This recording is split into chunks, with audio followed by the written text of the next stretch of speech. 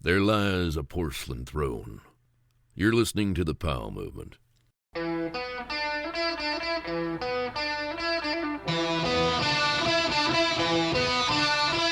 Welcome to the Powell Movement. I'm your host, Mike Powell, and this week there is no huge political news that I need to talk about. But it's only Tuesday, and with this country, you never know when shit is going to go down. But right now, all that is on my mind is not our messed up country, not the atmospheric river that is going to come eat our snow. What I'm thinking about is my new Traeger grill that is shipping. It should be here in a couple weeks, and I can't tell you how stoked I am. If you have a Traeger, you know already. It's kind of like cheating. And if you don't have one, it's time to step up to the big leagues and impress your friends and family with your cooking skills. And the easiest way to do that is with a Traeger. Other than looking forward to that, life has slipped back into Groundhog Day again. We are just waiting for our turn to take this vaccine, and hopefully the stuff works. So, well, we can drink a shit ton of 10 Barrel out of our Stanley glasses while smoking something you found through the Weed Maps app. And if that's not enough, well, hopefully you're staying active and buying your Elon skis from Peter Glenn Ski and Sports. And while you're at it, you're going to need some goggles, and Glade Optics has a deal for you in their ad. I'm getting creative this morning with a different way to introduce these sponsors. But what I haven't done is introduce my guest. And Isaac Freeland is the Freeride World Tour Champion, but his career almost didn't happen. But Isaac had his Eminem moment, he owned it, and the rest is history. It's another incredible story, and before I get into it, I want to ask you to follow me on Instagram at The Powell Movement. Email me with any questions or concerns at mike@thepowellmovement.com. I will get back to you, and if you're looking for an internship that can get you college credit, be sure to get in touch with me. Finally, I want to ask you to subscribe wherever you listen to the podcast and review me with 5 stars. I'll explain how to do that in the outro. At this point, that's enough from me. It's now time to talk to Freeride World Tour Champion, Isaac Freeland. You're a name that I'm going to guess that most people who are listening, they might not know who you are, but they should because you're the Freeride World Tour Champion. But you earned this title in the weirdest of ways because of COVID and everything that's gone on with it. So I want to start out with the story of Verbier. You are over in Europe. You have a week off in Europe. You're going to go shred somewhere, and you're with some people from the Freeride World Tour. And all of a sudden, you find out that Verbier's being moved up a week, and this is the final event of the Freeride World Tour. This is where you hopefully will go win a championship. Your goal has been to qualify for this. So you're like, holy shit, the event's moved up a week. I've got to get over to Verbier right now. And what do? Just jump in a car and try to haul ass to Verbier? Yeah, we hopped in a car. It was kind of a scramble because we were in Innsbruck and it's a little far away. So Michaela, she had like a friend that was driving over. So we hopped in their car and they gave us a ride down there, thankfully, which was awesome of them. But we showed up and it's nighttime by then and they just had their athlete meeting. And on this car ride, you don't have any service or anything. Do you not have a phone or what's going on? Because you don't know what's going on.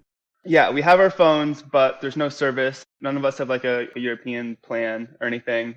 So no service. And really the only communication that we would get is from another one of the riders since it wasn't quite a public announcement quite yet. Yep. But we show up and I see John kind of come out of the doors, one of the snowboarders, and he's all like, congrats. And I'm just like, what do you mean? And he's like, well, the whole thing's canceled, so you won. And I was like, what? Like, crazy, didn't know how to feel then at the moment. Super quick turn of events. Dude, so you get out of this car, and the way that you travel, you're no Darren Ralphs in a tour bus by any means. You're in Michaela's car. It's probably so much ski gear, 3 skiers, and it's just like dirt bags packed into a vehicle, I'm thinking. Is that how it travels in Europe? Yeah, I mean, that's what we were. Yeah, it was Michaela's friends. They had like rented a van, or maybe it was their van. I'm not sure, but there was 4 of us packed into it, and we had like the skis like over our heads. And they're just stopping to gas stations for food, but trying to get there as fast as you possibly can so you can make your event. You're not going to make the athlete meeting, so it's like you're scrambling and you're late. Then you get there, you stumble out of the car like Kramer, and you're like, what's going on? What's going on? And someone tells you won. And I would think it's like surreal at that point. Like, what do you mean I won? Or is it like, let's go to the fucking bar right now and let's party? At the moment, it was pretty surreal. But yeah, we were stopping at gas stations on the way in, like trying to find Wi-Fi and like couldn't find Wi-Fi. But when I was first told, it was like surreal. Like I wasn't sure. Like, I mean, obviously like I was told, but totally surreal. And then kind of like got checked in the hotel and like did that whole thing and went up to my room, and there was a big squad of people, and the rooms there are kind of like Swedish style. Like there's individual rooms in like the full room that we're in. So there was like maybe 10 or so people in our like hotel suite, I guess. And like everyone's there, and like that was kind of the bigger moment, I think, where I was just all like, damn, like the tour is really canceled. We're not going to see the Beck, which is like a huge bummer and something that I really wanted to do and still really want to do. But it's over for the year. And, you know, somehow I came out on top. So, yeah. So what happens when you're with a bunch of dirtbag skiers? They're all in your room at first. There's 10 of them, and they're excited for you. But you've kind of created this camaraderie that's built over the tour this season, and it's your first season on the tour, which is amazing in itself, that you've done so well, that you've been on the podium a couple times, and now you're going to take the overall championship. Do you guys head straight to the bar and get just obliterated? I mean, because that's what I would do, but I'm not you. Yeah. I'm just curious. We hung out in the room, had some of the other riders over. The tour had like these like FWT beers, so we had like a bunch of those and partied that night and enjoyed ourselves, because we all knew that most of us had to hightail it out of there at that point in the morning. So yeah, we had one awesome last night and enjoyed ourselves. All right, well, you're not giving me too much here, but now I'm going to go to a part of the show that you're really not going to want to give me anything with, and this is brand new. I've never done this before, and I'm so excited to say this, and you're my first one I'm going to say it with. But it's early in the show for me to even bring up a sponsor, but we've got a new one, and it's Weed Maps. And I love weed, and I love Weed Maps, and they have a weed question of the show, and I'm going to give you the first weed question of the show. You're in Europe with a bunch of dirtbag skiers, and from what I know of being in Europe with dirtbag skiers, it means smoking spliff after spliff after spliff. And if you don't go straight to the bar and you're in that hotel room with like 10 dirtbag skiers, is it spliff after spliff after spliff going with those Freeride World Tour beers? Is that just how it rolls in the ski world? That's definitely a thing. Definitely how it rolls. But I like kind of grew up with asthma, so I don't smoke tobacco or anything, just to like keep my asthma in check. But you know. So you've never smoked a doob with Tanner Hall? I said I didn't smoke tobacco. But Tanner Hall definitely kind of has the hookups kind of around the world. So if you're in a new place, especially being rookies and stuff, Tanner is definitely a go-to for finding stuff like that. Yeah, well, it's nice to have elders and mentors who really know what's going on in all different places of the world. That was the Weed Maps question. There's a little ad I'm going to play from them. Weed Maps is exactly what it sounds like. It's simply the place to go online when it comes to finding what you need, so you have absolutely nothing to worry about. The cannabis market can be a bit of a treasure hunt, but Weed Maps will get you straight to the source with no worries. Whether you're seeking out the best locations, deals, doctors, or strains, we offer online ordering and delivery where legal. No need to waste your precious time searching elsewhere. Go to weedmaps.com or download the free app today. It's your ultimate guide to cannabis. Weed Maps. And that's going to be all of the weed I'm going to talk to you at this point about because, well, no, maybe not. Because where you're from, weed's legal. You're from Southern California, San Diego. Not too many pro skiers come out of there. And that's where you're born and raised. Is it pretty much mom, dad, brothers, sisters? How does it grow up? Only child. And parents were divorced. So I went to school kind of from my dad's house in La Jolla area. And then my mom lived in like Mission Valley, and I would just like switch off every week. But yeah, going to school in La Jolla, like hit the beach every afternoon. Wasn't a huge surfer because everyone always asks if you're a surfer when you're from San Diego. But wasn't a huge surfer, more just like hanging out on the beach and like climbing on the cliff sides and like jumping off them and like doing flips. Back then, like parkour was kind of a growing sport, so I'd be doing that with some of my friends. Now, you say it was a growing sport, and I was thinking about you and parkour because I knew it was something you did. And then I was thinking that while it was a growing sport, I only saw parkour on Red Bull stuff, anything Red Bull put out, or on like crazy, wacky, extreme videos on television. But I never actually saw people do parkour in person, it didn't seem like. And did you have like a crew of parkour dudes that would just like run and flip and jump off shit? Yeah, totally. 100%. We had SDPK, San Diego Parkour, was a group that we trained with in San Diego.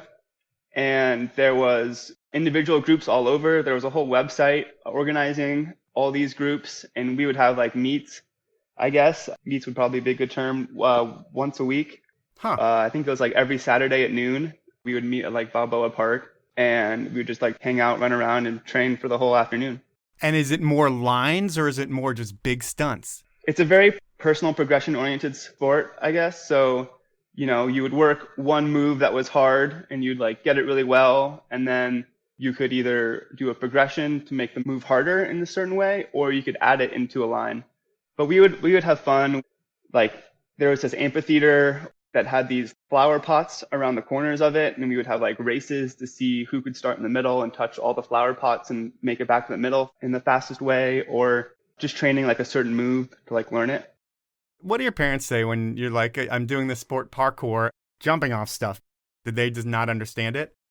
So my mom kind of did gymnastics when she grew up. So she related it to gymnastics. Okay. You know, like a guy's style, I guess. Not really, but, you know, it was similar, flips and stuff. She could like help me learn how to jump and do backflips and stuff like that.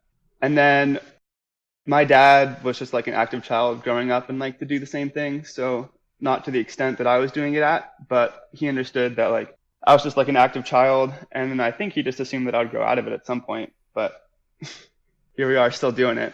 Yeah, and it's kind of laid the foundation for everything else that you're going to do in life, or at least taught you rotations and air awareness and balance. But before I even get into skiing, there's one other part of your life that is worth bringing up because it's probably impacts you every day to this day. Is like, I don't know if you were always the sick kid or like the boy in the bubble, but you are the kid that everybody's warned about, of like the allergic kid that gets near something and will die. That's you, right? Yeah. And I mean, is that like something that's been a serious worry about everything you do throughout your entire life? Like parents always worried about, is there going to be a peanut at the birthday party? My parents are honestly pretty relaxed about it in the grand scheme of things. I've definitely had a good amount of allergic reactions that I probably could have avoided with a little more caution when I was younger and as I've been growing up, and even now, honestly. How many epi-pens have you shot yourself with? I mean, so sometimes like I've had an allergic reaction where I've needed 3 epi-pens before. Oh, dang. And for one reaction, yeah. Like your throat swelling and you're going to die? Yeah. Mm-hmm. And then like, you know, you get one and you feel better and you can breathe for a little bit, and then it's still in your system even though you're trying to throw up. But I've kind of developed like my own routine for when I feel it happening. And it's like, first is like just try and throw up as much as possible, get everything out as much as I can, then just slam like a bunch of Benadryl and Gatorade. For some reason that helps. And then I just wait. And if I need the EpiPen, then we go to that. And if not, then more Benadryl usually helps. But I've had a good amount of allergic reactions, probably more than I'd like to admit. That's crazy, man. And with the EpiPen a couple years ago, like they went up to be like $1,000 a pen because some dude, I think, bought the technology or something like that. Do you remember that? Yeah, I remember that. Were you freaking out? Were you like, now I really have to pay attention to what I'm doing? Yeah, I mean, so I was a little older then, and I just didn't have allergic reactions as much as then. And at that point, I had kind of like a stockpile of EpiPens. Okay. So I wasn't that worried about it. I actually just bought, where were we?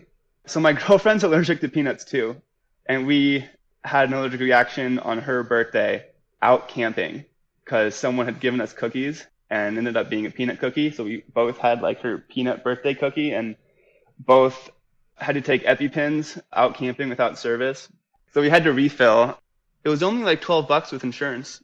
Well, that's not bad at all. Yeah. And we don't need to talk about your allergies anymore. Your life is all about skiing. We haven't talked about skiing at all because you were born in Southern California. Actually, we did, I guess, in the intro a little bit. But how do you get into skiing? I mean, our family went on a vacation to Big Bear Snow Summit. And I'd like seen snow before, but never really gone skiing. And we rented the gear and went out and just instantly fell in love, like straight lining. And it wasn't that good at the time. Obviously, it was my first time, but going fast and being able to go like wherever I wanted pretty much on the mountain, just instantly fell in love with it. And I told my parents, this is the sport. I want to do this. So they enrolled me in the Snow Summit developmental team, which is like the precursor to the race team there. Yep. And we just started going up on weekends. So you're going and training on weekends there. There's a big park scene up there too, I feel like, especially back then. And you're in the race scene. So how do the race kids and spandex mix with the baggy clothes kids in the park? Is there a mix there where when you don't have to race anymore, you're hitting the jumps? As far as I remember it, back when I first started racing, the park scene was like snowboarder only. Like if there was a skier in the park, it was like, oh, like, whoa, look at that guy. You know, it was very snowboard oriented, especially with Bear just across the way. It was like snowboard only resort pretty much. Like we're talking like 2004. And so I remember when one of the older race team kids decided that he was going to like get park skis and like quit racing and like ski park. And we were like, whoa, like you can like just do that? Like, I don't know. But we had like our race skis and then just like our like all mountain skis, I guess. They were like parkish. So yeah, we would go out and hit jumps sometimes after that and just kind of try and huck ourselves as much as we could with the amount of snow that they had over there. Does the parkour transfer over to your skiing at all when you're getting in the air? It did and it didn't. Backflips were super hard to learn for me on skis because, well, I had no mentor, I guess. So I would always tuck and I would always over rotate and I would always land on my head like multiple times in a row, just like over like, you know, the term of the season or a couple months until I finally like figured out to lay a backflip out. So the air awareness was good and like I was comfortable throwing these tricks that I'd never done before on skis because I'd done them on foot. Right. But the technique didn't always transfer over the correct way. But once you get in the air, you're comfortable. You have that sense of balance, which you only get from time. Yeah. Yeah. And then race-wise, I don't know how you did, but I'm guessing you were a top guy on your team because by the time you get to high school, you want to go to Sugar Bowl Academy. And if you're going to go to an academy like that, it's like you love skiing and you want to see if you have what it takes to make the U.S. team, or a lot of people have that thought process. Is that where your head is at that point? I don't know about the U.S. team. I just knew that I loved to ski and I was okay at racing. My best event was slalom, and that's like really what carried me through my like racing career, I guess, of what it might have been. So yeah, some of the Snow Summit kids went to Sugar Bowl, and that's how I heard about it. And I was like, damn, that sounds sick. And they also had this like freeride team, like this big mountain team. Like, what's that about? Yep. So my first year at Sugar Bowl, even though I got in probably because of like my slalom points at the time, and I got in for racing, first year I went half freeride, half racing. The thing with those schools, I bring up a ton of people who go to these schools. And you say you have to get in, your points help you get in, but it's a school that you're paying for as well, right? You're not on scholarship there, I don't think. Yeah. I mean, some people are on scholarship. I was not. So it's one of those crazy, crazy schools that's like $60,000 a year, and then you pay for the ski program on top of that. What do your folks do, just out of curiosity? My mom does fruit and vegetable distribution, and my dad, he ran his own consulting company for software. Well, one of them must have crushed it because you're able to go to this school, which not a lot of people are able to do just because of the price. But how does life change when it's 100% you're pretty much on your own? Are you a responsible kid, or do you get a little bit loose when you're on your own? How does that work? I mean, I would almost consider myself less on my own when I went up there. Obviously, I wasn't with my parents, which was like a big thing. But growing up and like to this day, like I kind of like being an only child, like I spent a lot of time alone growing up and kind of like enjoyed hanging out by myself. And being in a boarding school, I was like forced to hang out and, you know, converse with all these other kids that I wasn't used to. So it was almost like it like helped me socially a lot, I think. Yeah, I never thought about that. Because before I was like super quiet and like only child, didn't really talk to anyone. My parents worked most of the day, and I would just go to school and come back and like wouldn't really hang out with that many people. But yeah, so it was actually like, it was cool to be like hanging out with all these kids and, pushing off each other and tomfoolery all the time. And I think it really helped progress me as like a person too. So it was cool. So that's where like all your confidence and everything builds, is by having a crew that you can actually call friends instead of like being the shy kid in the corner. Yeah. Yeah. And have you gotten into cars at all at this point? Because I think that was something that you were into. And I don't know if it's like Fast and the Furious type shit or Ken Block type shit, but what kind of car things are you into? I used to have a fast car. Now I have a Tacoma. I used to have a WRX. I've always enjoyed just like sliding around when it snows, but it's not like a big thing that consumes my life. But if I get a chance when it snows on the streets, a safe place, obviously, I like to practice some drifts and whatnot. I don't know why. It's a side thing. Well, I mean, a ton of people like to do that, and a ton of people make that their like lifestyle completely. For you, it's just a hobby, your lifestyle skiing. And you get up to Sugar Bowl, and when you get there, are you immediately aware of the freeride culture that almost emanates from the Sierras, of just the history and the terrain and all the shit that you can do outside of the race course?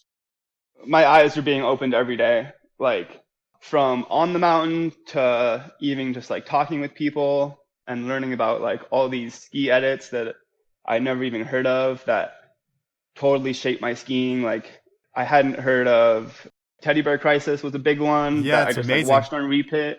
Yeah, and like the Candide camera videos. So I came to Sugar Bowl right when Candide like kind of broke his back, so I'd never heard of him. Okay.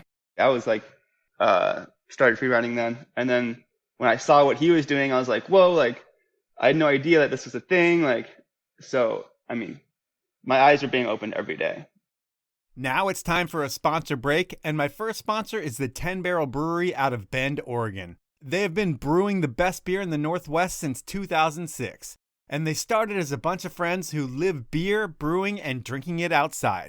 Over the years, they have grown, but they have never forgotten their roots in skiing, snowboarding, and biking.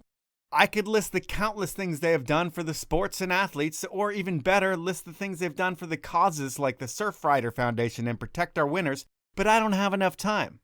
What I do have time to do is ask you to pick up a 6-pack of 10 Barrel next time you're at the store. And if you are more of a booze person, 10 Barrel mixed drinks pack a punch. To find out more about all things 10 Barrel, head on over to 10barrel.com. Next up, it's Glade Optics out of Breckenridge, Colorado. They're the little guys competing in a corporate goggle world, and I will say, after using my MagFlight goggles for a month now, Glade's goggles are every bit as good as what the big guys are making. I don't fog up, my kid thinks I look cooler because my goggles aren't as gigantic, and I've never had an easier lens to change. They're just as good as a $300 pair of goggles from one of the corporate brands, and I'm going to save you money on your purchase. What you need to do is head on over to shopglade.com, pick out your goggles, enter the code TPM10, there are no spaces, and you will get the hookup when you check out. My final sponsor in this break is Stanley, and they pretty much invented the category of containers that keep things hot and cold over 100 years ago. What was revolutionary back then is essential and more important than ever right now.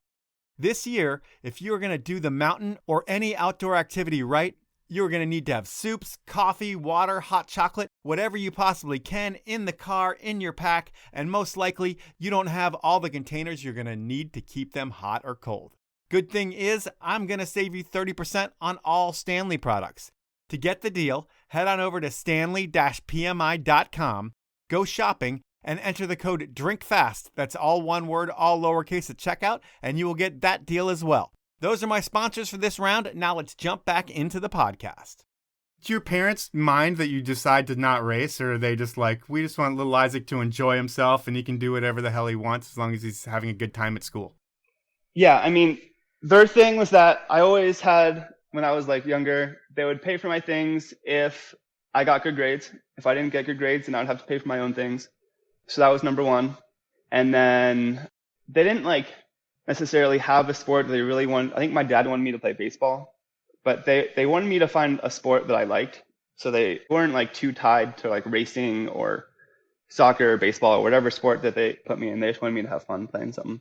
And the Freeride program itself, is it like go ski gnarly shit with a dude who's better than you and the rest of your classmates? Is that kind of how that works? There was 100% that, and then there was like drills days. where we just like, the snow was shitty and we basically just did like racing drills. Even in the Freeride program? Yeah, even in the Freeride program, we would like, even some days we would ski gates early season when the snow wasn't good. Because when the snow isn't good, like you could go try and like ski, off piste and like go hard. But I think their thinking was that instead of just trying to like break your body and like be really rough on it, you could just practice like edge control. And we needed it when we were young. Yeah, you need a good foundation, and it doesn't make sense to go try to break yourself when the conditions aren't correct just because you're in school. And with racing, there is a track.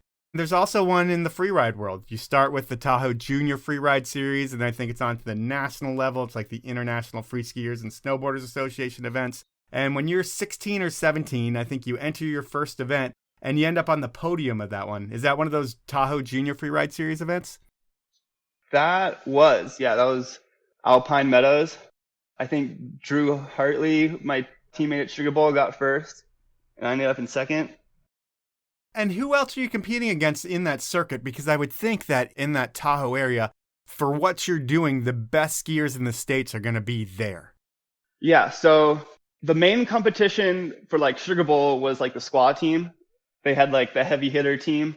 There was a lot of good kids there. And then there was also a couple like independents or like people from like Truckee High School. But the Tahoe Junior Freeride Series wasn't too big. It wasn't like when we would travel to like Utah and Salt Lake and around for the bigger junior tour.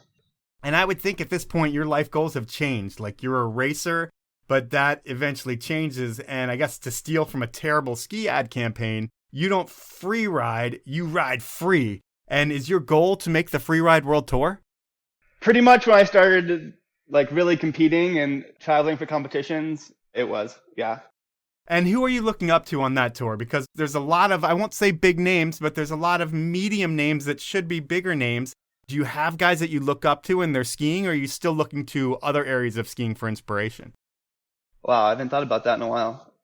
Back then, I feel like I was still learning the ropes. I would hear people and then like watch them and like just keep my eye out for like pretty much everyone, just since I felt like I was so new.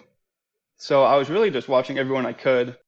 When I came out of the juniors and Martin Lentz and Mally and Ryan Fay or Faya and like George Rodney all qualified and George won, that's when I was like, fuck, like I need to get in this, like this needs to happen. So yeah, I need to put all my effort into that. And it's interesting to me because it's the one arena of skiing where even if you make it and you make it really big in the Freeride World Tour, you really can't make it. I mean, for a dude like Tanner, or when Candide did the Freeride World Tour, that was one thing because they were established skiers and it was like they can do whatever they want. They're Tanner and Candide. Who cares? People just want to see them ski.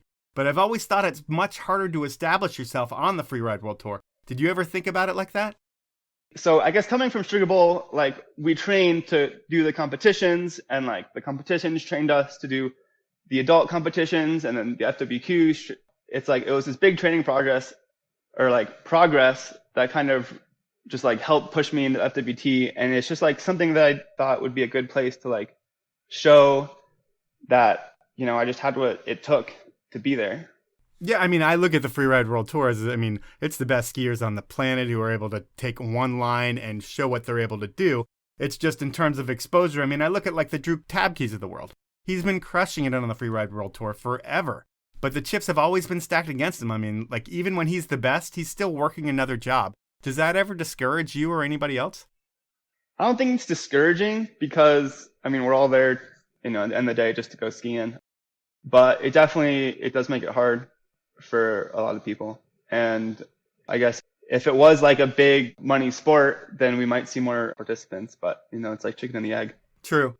And we'll step it back a little bit. You've had a ton of opportunity to do fun things in your life. And when did you start doing the hood thing in the summer? Like skiing hood? Yes.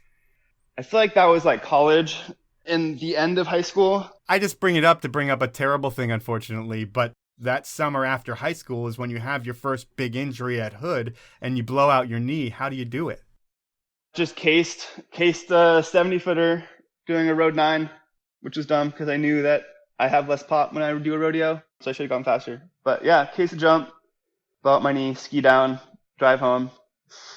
So wait a second. So you're talking a 70-foot jump. You're doing a rodeo 9. So it's not just like you're this ski racer who grew up and transferred to the Freeride World Tour and can jump cliffs and that's about it. Like you have a bag of tricks to your game as well, which not everybody on the Freeride World Tour not everybody can do a 9 on that tour by any means. And given it's not going to happen on the tour, but on a 70-foot jump, I would think 10% of that Freeride World Tour would even think about trying that. Yeah, I guess so.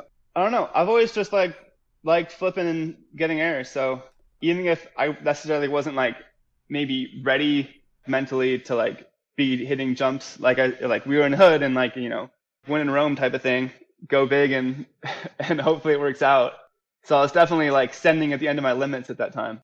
So it was go big and go home. It wasn't go big or go home. It was go big and go home. You go home, you have to have surgery and rehab, and you do what a ton of people do and come back a little bit early. And in this case for you, it's like creates like a bunch of injuries for you. You collapse your arch to the point where they need to put hardware in it. And I've never even heard of that. Like, does the arch snap off to like where it connects to the front of your toe or something? And they have to like reattach it there? What happens? Well, so George Rodney and I had the same injury, which is kind of funny. And then we ended up being in this surgeon's like paper because it's such a rare injury that he wrote like an academic paper on it. But the ligaments that hold your arch up, from what I understand, the ligaments that hold your arch up break. And because it's your foot, you know, it's so far away from your heart, it takes such a long time to heal that they just have to put hardware in and just hope that like enough blood circulates down through where your arch is that it heals. Oh man, so there's like a lot of, you're like worried there, like hopefully this whole thing works and my arch will heal. If not, I'm fucked. Yeah, so if it goes good, then you can remove the hardware after a while, but some people just never remove the hardware. Okay, and for you, I mean, you would have to remove the hardware, I'd think, to be able to keep your foot in a ski boot at all times, but really, that's not even the extent of what's going on with you because the ACL that you had repaired doesn't take, and you have to have like a few more surgeries just to get ready for another ACL. How long are you off snow in total? I mean, one full season and then another most of a season. And at this point, you define yourself as a skier, your whole life, all your goals, everything's been based around skiing. And it's totally taken away from you at that point for a year and a half. And you've got to be wondering, am I going to come back half the skier that I was with all this shit done to me? You're 18 years old. What does that do to you mentally? Does it put you in a terrible place? Yeah, I mean, I spent more than 6 months of my time being 18 years old, not being able to walk and on crutches. So that was definitely a rough time.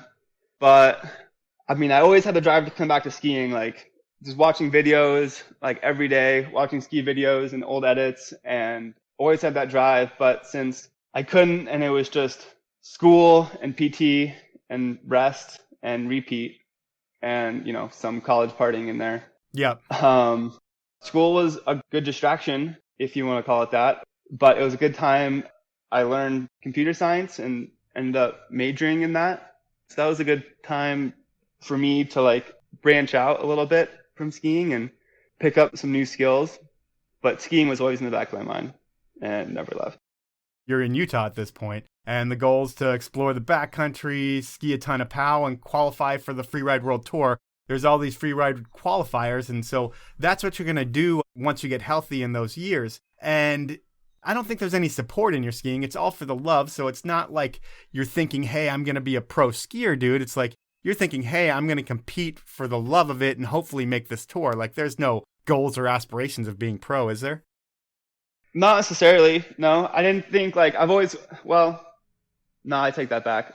In college, I was definitely like, I want to try and be a pro skier. When I was injured, I like didn't believe I could do it, or like didn't believe it would ever happen, and just like started doing the college thing and started working in my field in college. So I had like kind of given up on that at that point, being injured that much. Yep.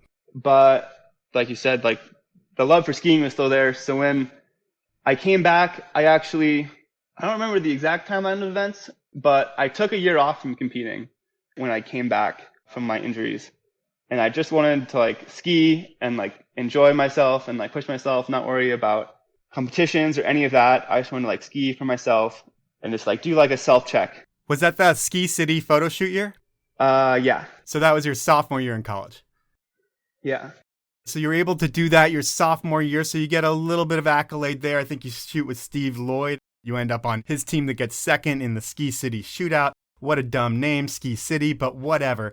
You guys then, the next year, it's all about trying to make the Freeride World Tour. You do the Freeride qualifier circuit, and you're just off the podium in like every event but Kirkwood. And Kirkwood's terrain that you're familiar with, you get second at that Kirkwood event. And is it the top 3 overall that make the Freeride World Tour? Yeah, top 3 overall, and I got 4th overall. Right. So your dreams aren't going to happen that year. Yeah. And I had told myself that was my last year competing too. So is it a total punch to your gut because you're like, I was right there and it's not going to happen? Well, it was kind of like, it kind of stoked the fire. Because I was like, this is my last year competing, this is my last comp, whatever. I ended up getting 4th overall, and I'm like, damn, like, I got to go one more year. Like, I can't just get 4th overall and stop. So I got to go one more year. So it stoked the fire, and I come back next year. So the next year, you have 4 chances to do well and accumulate points, and then hopefully you'll be in that top 3. And the first event you go to, it's Kicking Horse, and you end up like 36. So it's like you have 3 more shots to go to make the Freeride World Tour, and you are doing terrible. So I would think the confidence level isn't really at an all-time high, but I would think at the same time you have no pressure on your shoulders because no one cares how well you do but yourself. Yeah, and then this next season, I was like, okay, for sure, like no matter what, this is my last year on the FWQs, like no pressure. Just ski for me, like enjoy like your last year competing a full circuit and enjoy it. But like, I knew I like was close last year. I knew I had the potential. So I was definitely pushing pretty hard on myself. So you had 3 chances left. You get 7th at Revy, you get 5th at Crested Butte. But the only way you're going to make the Freeride World Tour now is with a win or a 2nd place. And you've been trying to make this for a long time now, or it's been in your goals, and Kirkwood is a special place to you. Like, when you look at that Freeride World Tour stop and just skiing in the Sierras, does everything get easier when you get to familiar terrain?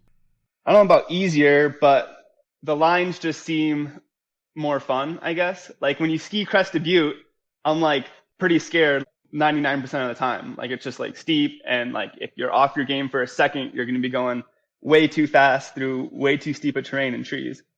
But like this is terrain that I'm comfortable in and what I consider more fun if I have to compare types of terrain.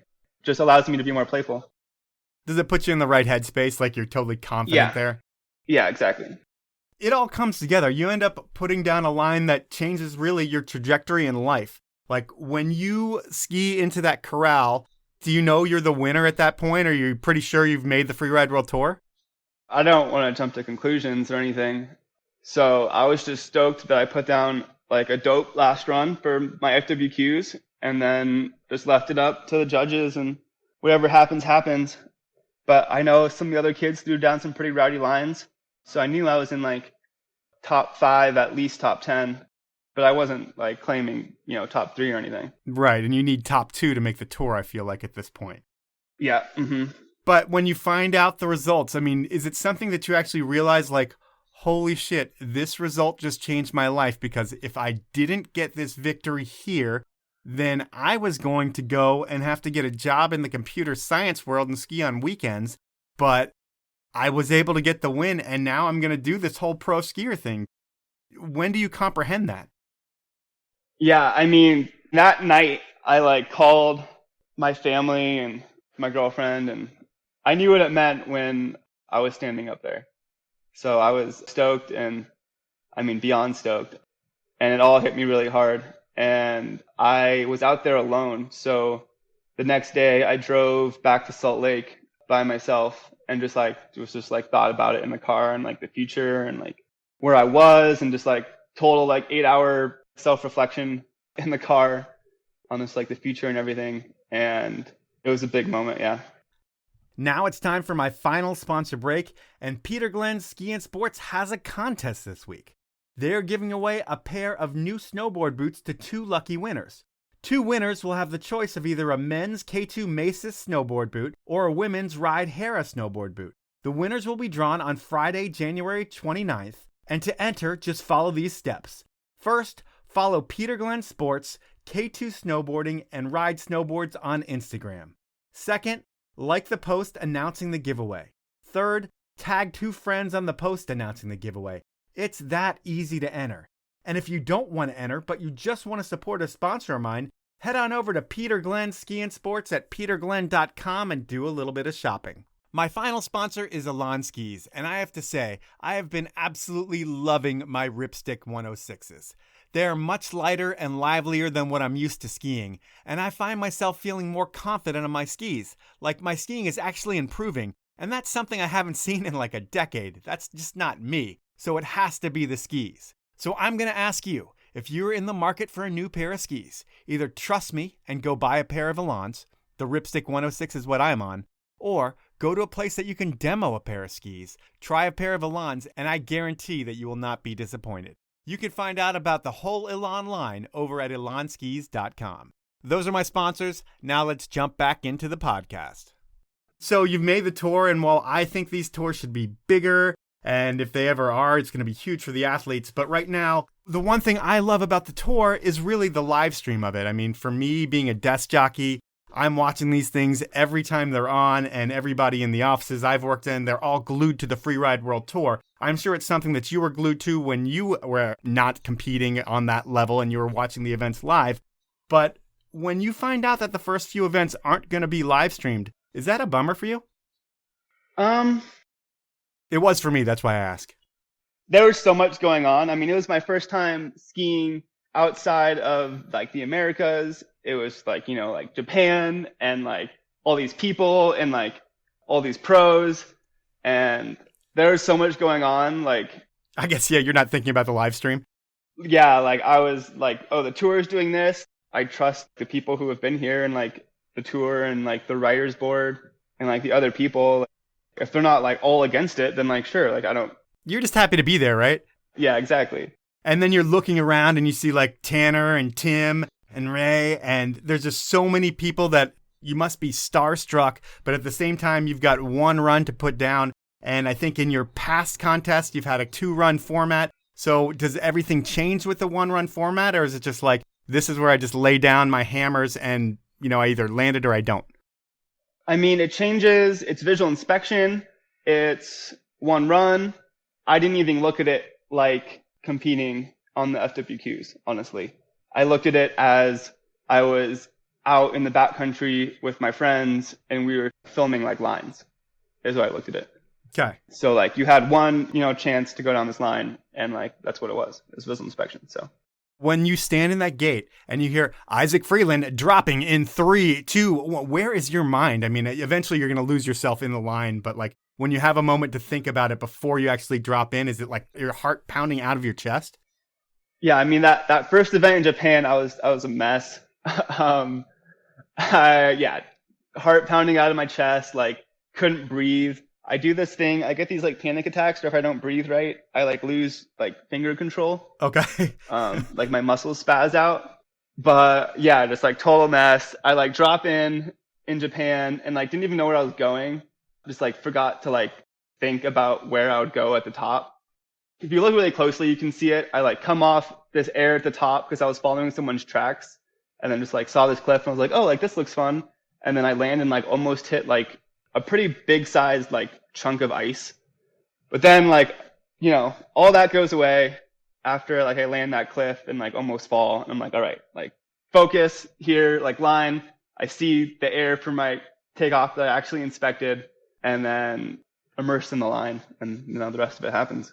And you take 5th in that first event, which is mind-blowing. You're just happy to be there, hope you're going to stay on your feet, and you actually take 5th. You're beating a ton of big names.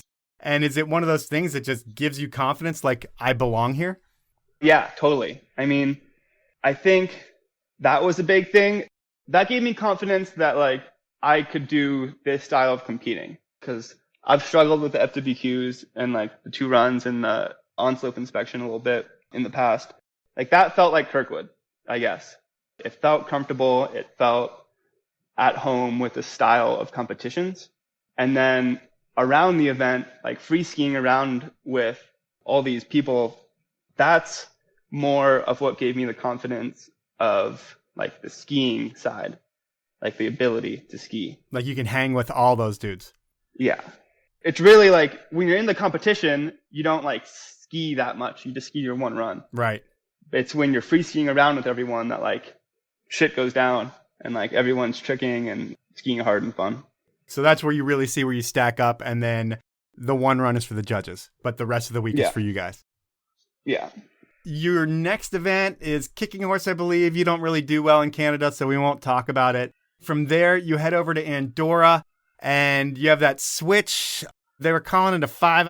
It's a switch Misty 5 or a switch overflip. No one's doing that at that event by any means, so that puts you at second. It's your first podium at a pro event. You place higher than all kinds of dudes there. You do the same shit at Fieberbrunn, and you have to be on a high like you've never been before. Like, holy shit, I'm not only belong, which I found out in week 1, but like, I might be the best skier on this tour. I mean, I don't know about that, but I think at the bottom of both those last 2 events, I saw my score, and like Andrew Pollard's someone that I look up to in the competition scene as like a co-guide and mentor through like all the judging and all that type of stuff competition wise. But you know, he like looks at me and is like that's a good score. And that's like when it hits, like it doesn't matter really what place I get. I mean, at the end of the day it does, you know, for the sponsors and everything like that. But like that is like a score that I'm proud of on the tour, and that was a good feeling. Yeah, and I would think with this tour, it's all of being proud and earning street cred with your peers, because you're going to win this thing. And what does a winner of the Freeride World Tour get? A trophy, which I haven't gotten yet. Okay, so being that you're on paper the best skier on the Freeride World Tour and the World Tour Champion, and you get a trophy, is there any money with that trophy, or is it just the trophy?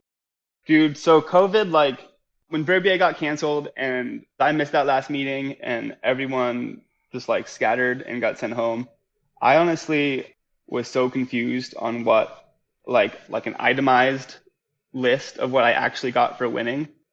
So I don't think so. I think it was just the trophy. But then I also got Rookie of the Year with Jess, and I don't know what I got for that. So honestly, I don't even know. I still have to figure that out. Well, that's pretty crazy that you don't even know, because I don't know, some people would know what you would win before the tour even started. You don't know anything, but it's got to be crazy for you, because at this point, before you've figured out that you've won the tour, because this is kind of right where we started the podcast, but before you figure it out, and you're in the car with those girls heading to Verbier, have you figured out every scenario that needs to happen for you to be tour champion? Or it seems like you kind of just like wait and see, and people tell you what's going to go on, because you probably haven't thought about all the different scenarios, even though I think you should have. My goal coming into the tour, and my goal then, was to make it to Verbier. And at that point I had, so I'd completed my goal and was planning on just skiing to ski. It's crazy. And when you win the Freeride World Tour in that fashion, does it feel like you've left something on the table? I mean, I know Verbier, like that's the dream line and the most challenging place you're going to ski on this whole tour. I mean, it's built for those Euros who can find lines through the rocks. And were you excited to get to that event and really show what you could do? Yeah, I mean, I was super stoked to go ski Verbier. I still have never skied it. And I knew that is where, you know, those Euros shine. But I was confident in myself, and I mean, I like to get tech sometimes too, so I don't think I was at a huge disadvantage, but it was definitely something I really wanted to do and still want to do this season if we get the chance. All right. Well, we haven't talked about money because you didn't really win much money in your Freeride World Tour run, but that's okay. But you have sponsors, and I would think maybe before the tour started or during the tour or after is when all your sponsors come into play. And you have a bunch of them. I think you've got Sego Skis, Flylow, Native Eyewear, Snow Bums, Big Boy Bees, Sports Den. Who else am I missing? LeBent and Douchebags. Douchebags is always an interesting one to ski for because you have to say that you're on Douchebags. But regardless, whatever, they're trying to rebrand as DB. But with all those sponsors, are you able to make enough money where you don't have to work and you can just focus on skiing as doing what you've done, like at least unlock that for at least a year for you? Yeah, I mean, the tour prize winnings per event is something that I do know. Oh, so what did you get for second places? For second places, it's like around 3-5. So you won $7,000 in second places this year. Yeah, I'm pretty sure that's right. I might be a couple hundred off. And then sponsors like Sego has been super awesome, and they've really helped support me through the FWQs and especially the FWTs. Because you're paying your way for all this stuff, right? Like, you have to travel to all these places on your own dime. Yeah. Mm-hmm. So yeah, they've been super supportive, and they've been like my most major sponsor by far, which has been sick. And then Flylow and BCA also helped with some of my travel costs, which is cool. And then obviously, Juice Bags has the bags. So team effort from the sponsors, which definitely helps. Well, I think you need to leverage yourself for a little bit more. You happen to be the Freeride World Tour Champion. That means that no one is better than you on paper this year. And yeah, you should be able to get some support from those sponsors, and you just got to keep doing what you're doing. I mean, you started something, now you just keep going, and everybody start paying you more. But now is the time in the show for something I call inappropriate questions. I get someone that you know to ask you 3 questions, and they can be anything. This week, I got one of your good friends and fellow skier, and from what I can tell, a really rad dude, Johnny Merrill, to ask us questions. And Johnny, I think, nice. skis online, and I think that's official. That is official. So congrats to him. And we are going to go with his first inappropriate question for you. Let's go. Number 1, elaborate on the time that I almost murdered you and Callie after floating the Snake River. So I guess I should explain it first. Let's see. Snake River in Jackson. We were floating. It was the summer. And I'm not a huge river guy. I don't really like water. Like I said, I don't surf in San Diego. I don't do well in water. But we pulled off to the side of the riverbank, and we're like cliff jumping off the side of this area. And then it wasn't just like a normal cliff jump where you'd like jump in the water and like swim out like around the cliff, and then you'd be back out where you started. Right. You had to jump in, and then you'd float down the river like a pretty good distance through this whole rapid before you could hop out. And then you'd have to like hike back up. It took like 10 minutes or so to hike back up. So you floated for a ways, and Callie, who is now my girlfriend, and I jumped into the water, and we floated down, and we were hanging out where we, get out down there, and we were like waiting for people. People weren't coming. We ended up just like, okay, no one's here, I guess. So we just like kind of went up to kind of start walking back, and then ended up just like having like a quick like make out session in the trees, and kind of poked our heads back by the river. Didn't see anyone, and we're like, I wonder if they just like left us. We don't know. Also, it's like, it's a river trip, so a couple too many beers might have been drinking, but we couldn't find anyone, so we're like, fuck, like they left us, like they're not here, like we don't know where they are. They must have gone. So we're like, fuck it, let's just keep floating down, I guess. We'll meet up with them eventually. So we keep floating down, like just float in our life jackets down the rest of the river. Ended up getting picked up by like this old couple for like the final rapid, pull out at the takeout, and then like find Johnny's truck, and they're not there. And we're all like, fuck, like they're not here, like we don't know where they are. And we had just met, like, we weren't boyfriend, girlfriend yet. So we take his truck, and this is probably the worst decision of the whole thing, but we take his truck and we move it from its original spot to be like away from the parking lot. So we like continue making out and whatnot in a different place.